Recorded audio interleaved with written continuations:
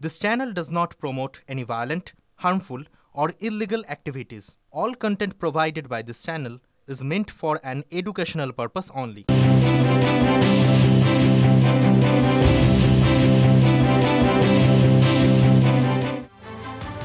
রাজ্যে এসআইআর হচ্ছে আর এই এসআইআর হওয়ার পরে জানেন তো এক এক জায়গা থেকে এক একটা অদ্ভুত খবর শুনছি জানেন তো রাজ্যে 2000 এমন বুথ রয়েছে মানে 2000 একটু বেশি এমন বুথ রয়েছে যেখানে গত 20 বছরে কেউ মারা যায়নি মানে এরকমই তো অভিযোগ উঠছে কারণ 2002 এ এসআইআর এর পর এবার 2025 এ হচ্ছে এবং এই 2000 এর বেশি বুথে কোনো মৃত ভোটার মেলেনি 22টি জেলায় এরকমই তথ্য উঠে আসছে বিস্তারিত জানাবেন আমার সহকর্মী শ্রাবন্তী সঙ্গে রয়েছেন শ্রাবন্তী সমস্যা প্রথমে 22টা জেলার মধ্যে একেবারে প্রথমে শীর্ষস্থানে রয়েছে দক্ষিণ 24 পরগনা সেখানে প্রায় 8000 বুথ রয়েছে যার মধ্যে 760টি বুথে এরকম আনকালেক্টেবল লোকই নেই অর্থাৎ সেখানে মৃতও কেউ নেই ফর্ম নেননি ফেরত এসছে এরকমও কেউ নেই এমনকি কারো অ্যাড্রেস বদল হয়নি কেউ শিফটেড ভোটার হননি গোটা দক্ষিণ 24 পরগনা এত বড় একটা জায়গার 760টি এমন বুথ খুঁজে পাওয়া গেছে যেখানে আনকালেক্টেবল কেউ নেই ফর্মই কেউ নেই এরকম বিষয়টা উঠে এসেছে একই সঙ্গে পুরুলিয়া 228টি বুথ রয়েছে মুর্শিদাবাদ তারপরে 226টি এভাবে 22টা জায়গার নাম উঠে এসেছে টোটাল 2208টি বুথ এরকম রয়েছে সেটা জানা মাত্রই জাতীয় নির্বাচন কমিশনের নজরে পড়েছে এবং তারপর এই সমস্ত জেলার ডিএম এর কাছে তথ্য চাওয়া হয়েছে যে কিভাবে এরকমভাবে আনকালেক্টেবল ফর্ম হলো কিভাবে এখানে একজনও মৃত কেউ পাওয়া গেল না তার মানে কোথাও না কোথাও গলদ রয়েছে যাবতীয় রিপোর্ট দিতে হবে ডিএমকে আগামীকালের মধ্যে এই রিপোর্ট দেখবে এসিআই স্বাভাবিক সাধারণ মানুষের বোঝার জন্য আমি একটা ছোট্ট রিঅ্যাকশন তোমার কাছ থেকে নিতে চাইবো একটা ছোট্ট বক্তব্য তার মানে হিসেবটা কি এরকম দাঁড়ালো যে 2002 থেকে 2025 অবধি কেউ মারা যায়নি এই 760টি বুথে কেউ অ্যাড্রেস বদল হয়নি প্রত্যেকে ফর্ম কালেক্ট করেছেন দক্ষিণ 24 পরগনার ক্ষেত্রে যদি উল্লেখ করা হয় মানে 2002 এবং 2025 এ কেউ মারা যায়নি দেখো 760টি বুথের যে হিসেব রয়েছে যে ওই এলাকায় 760টি বুথে ধরো একটি বুথের কথা বলা হচ্ছে যেখানে এরকম লোকই নেই যে কেউ মারা গেছেন তার নাম বাদ যাবে অর্থাৎ বাড়ি বাড়ি গেছেন যখন বিএলওরা সেরকম কাউকে খুঁজে পাওয়া যায়নি যে কারো মৃত্যু হয়েছে দুই শিফটেড ভোটার অর্থাৎ সেখানে একজনের নাম ছিল সে অন্য একটা জায়গায় গেছে সেরকম নাম বাদ পড়ছে যেটা সব থেকে বেশি এসআইআর এর মূল উদ্দেশ্য সেখানে এমন কাউকেও বিএলওরা পাননি যেটা একটা অবাক করা চিত্র এরকম কিছু হতেই পারে না এমনটাই মনে করছে নির্বাচন কমিশন এবং সেজন্যই এই ডিএমদের কাছ থেকে তালিকা তলব রিপোর্ট তলব করা হয়েছে ইসিআই এর পক্ষ থেকে একদম নির্বাচন কমিশনের পক্ষ থেকে পরবর্তী কি ব্যবস্থা নেওয়া হয় এই 22 জেলায় 2208টি বুথে সেদিকে তো আমাদের অবশ্যই নজর থাকছে কিন্তু স্বাভাবিকভাবে এই তথ্য অবাক করা তথ্য যে 2208টি বুথে 2002 থেকে 2025 অবধি কেউ মারা যায়নি একজন মৃত ভোটারও পাওয়া গেল না আমার সঙ্গে রয়েছেন বিজেপি নেতা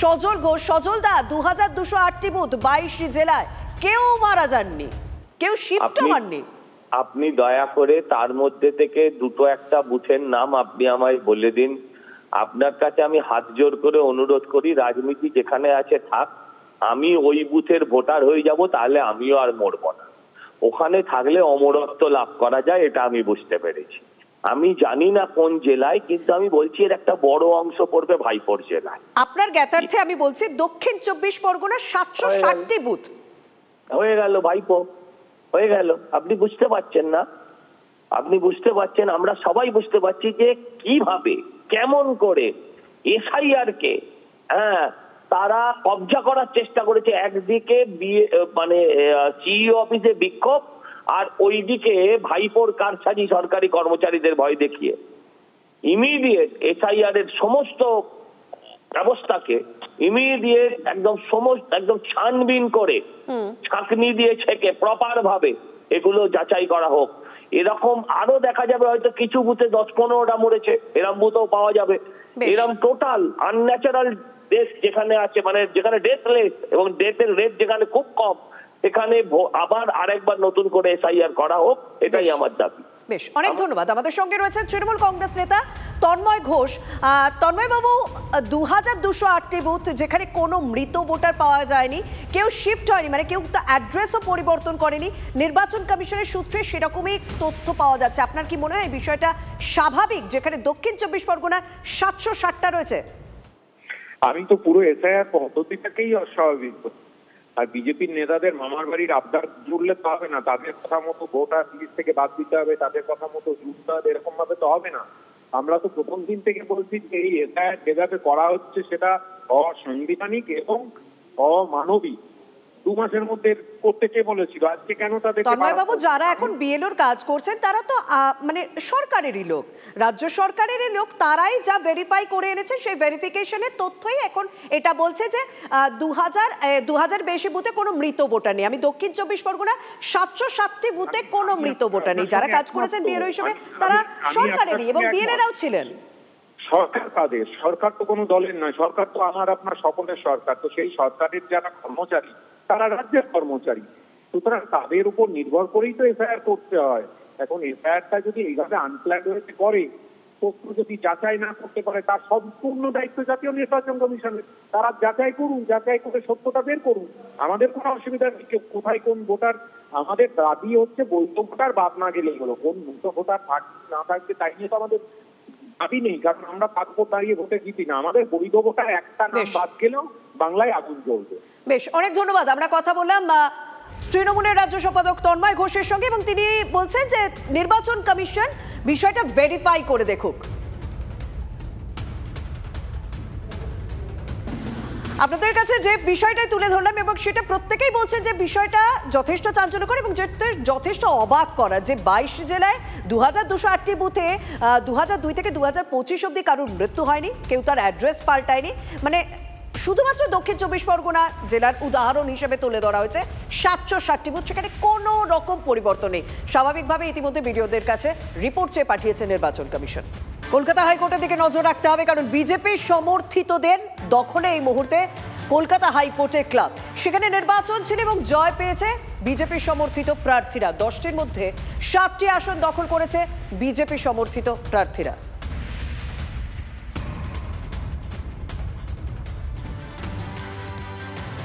রাজ্যের নতুন লোকায়ুক্ত প্রাক্তন বিচারপতি রবীন্দ্রনাথ সামন্ত কলকাতা হাইকোর্টের বিচারপতি ছিলেন। রবীন্দ্রনাথ সামন্ত, প্রাক্তন বিচারপতি সামন্তকে লোকায়ুক্ত বাছলেন মুখ্যমন্ত্রী, এবং রাজ্যের মানবাধিকার কমিশনের চেয়ারম্যান পদে বহাল রইলেন জ্যোতির্ময় ভট্টাচার্য।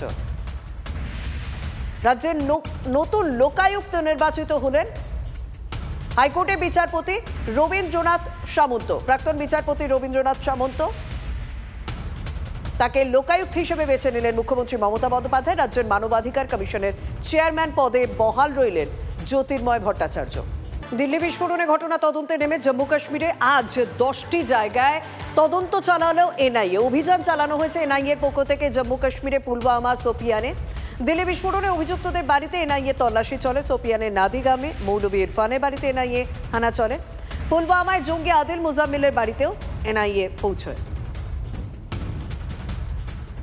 দিল্লি বিস্ফোরণের সঙ্গে তদন্ত করছে এনআইএ, এবং দিল্লি বিস্ফোরণের ঘটনার সঙ্গে যারা যারা জড়িত তাদের প্রত্যেকের বাড়িতে আজ এনআইএ অভিযান চলে। জম্মু কাশ্মীরকে মাথায় রেখে জম্মু কাশ্মীরের 10 জায়গায় তাই এনআইএ অভিযান চলে। আদিল তার বাড়িতে এনআইএ অভিযান হয়েছে, এবং মুজাম্মিলের বাড়িতেও এনআইএ পৌঁছে যায়। ইরফান, মৌলভী ইরফানের বাড়িতেও পৌঁছয় এনআইএ। তো সোপিয়ানের নাদিগামে বাড়ি মৌলভী ইরফানের। পাকিস্তানের বালুচিস্তানে বিভিন্ন জায়গায় পরপর বিস্ফোরণের ঘটনা। এখনো পর্যন্ত যা খবর পাওয়া যাচ্ছে, বালুচিস্তানের শুধুমাত্র 7টি জায়গাতেই আত্মঘাতী হামলা হয়েছে। পাক আধা সেনা সদর দপ্তরে আত্মঘাতী হামলা। আধা সেনা সদর দপ্তরে গেট তছনছ হয়ে গিয়েছে। এফসি সদর দপ্তরে হামলার দায় নিয়েছে টিটিপি। 3 টিটিপি জঙ্গি নিহত, দাবি পাক সেনার।